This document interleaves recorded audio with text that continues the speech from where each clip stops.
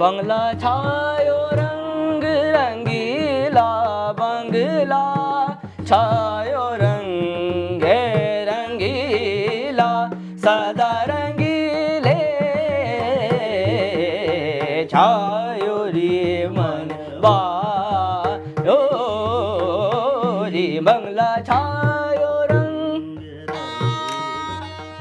नमस्कार, आदाब। आप अपना बचपन का कुछ यादें शेयर करो। जी, जैसे कि बचपन के लिए हम लोगों ने शुरू से ही पापा को देखा, दादा अब्बू को देखा सुनते हुए सारंगी भी, कॉन्सर्ट में जाते हुए। तो मैं ज़िद भी करता था जाने की। तो जब तो मैं बहुत छोटा था तो लेके भी नहीं जाते थे मुझे, लेकिन एक रुझान था म्यूज़िक को लेके शुरू से ही। और जैसे सारंगी से पहले मुझे शौक़ था तबले का।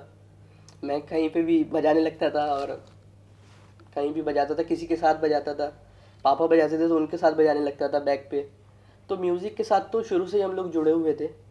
लेकिन सारंगी के लिए, जैसे कि मैं अभी 7th जनरेशन में हूँ, तो एक ज़िम्मेदारी भी है और सीखने का भी वो था। तो शुरू से जब दादा अब्बू ने मुझे तकरीबन 8-9 साल या 10 साल का मैं था तो स्टार्ट करवाया, तो हम लोग पहले गाने की तालीम लेते थे। तो सरगम या सुर भरना वो शुरू करवाया सब बच्चों को एक साथ, और फिर मेरे हाथ में सीधा सारंगी छोटी सी उन्होंने दी।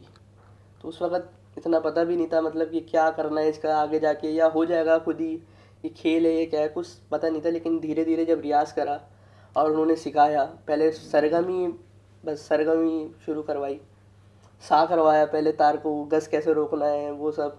फिर एक टाइम पर आकर पापा के साथ, मैं बहुत छोटा था, वही एक मेमोरी है मेरी कि मैं सबसे पहले पापा के साथ बजाया था जब मैं शायद 11 साल का था।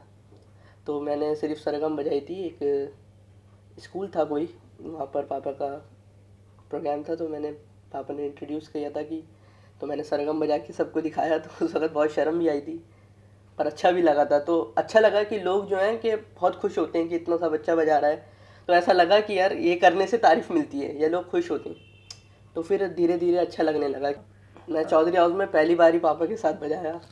क्या तो बजाए थे? हम लोग पूरिया कल्याण बजाए थे, है ना, पूरिया कल्याण बजाए थे। तो वो सबसे पहला एक्सपीरियंस था कि मैंने शेयर करा पापा के साथ स्टेज।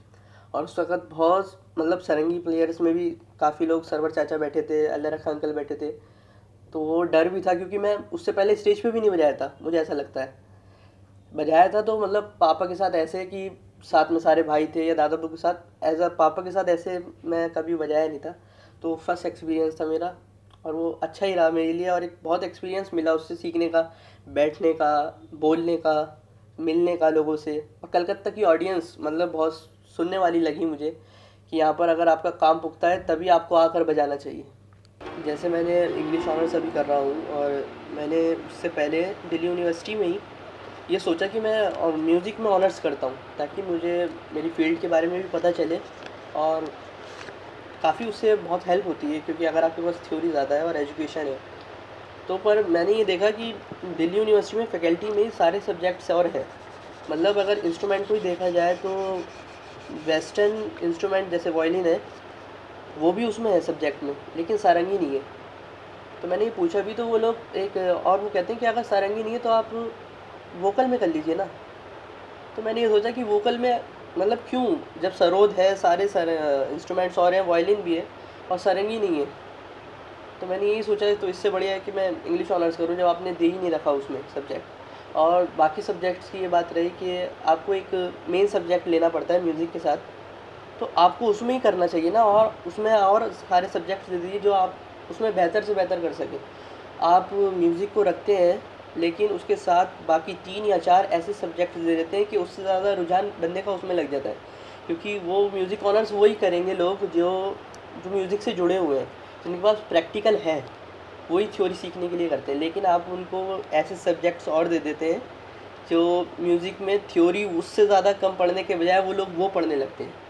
तो इसमें बहुत ज़्यादा डिफरेंस हो जाता है। तो इससे बढ़िया ये है कि आप एक सब्जेक्ट तो कम से कम सारंगी का रखना चाहिए कि अगर कोई म्यूज़िक ऑनर्स करे या म्यूज़िक के बारे में पढ़े तो वो अपने इंस्ट्रूमेंट के लिए तो कर सके ना। आप कह रहे हैं कि वोकल में, आप तबले में कर लीजिए, कोई बात नहीं, आपको डिग्री तो मिल जाएगी। म्यूज़िक की। तो मैंने कहा ऐसे डिग्री तो हमारे पास ये है, मैं कोई और सी डिग्री ले लूँगा, लेकिन अगर मुझे डिग्री चाहिए होगी तो मैं सारंगी में ऑनर्स करूँगा अपनी। तो इसलिए मैंने ग्रेजुएशन अपना इंग्लिश ऑनर्स के लिए चूज़ करा दिल्ली यूनिवर्सिटी से।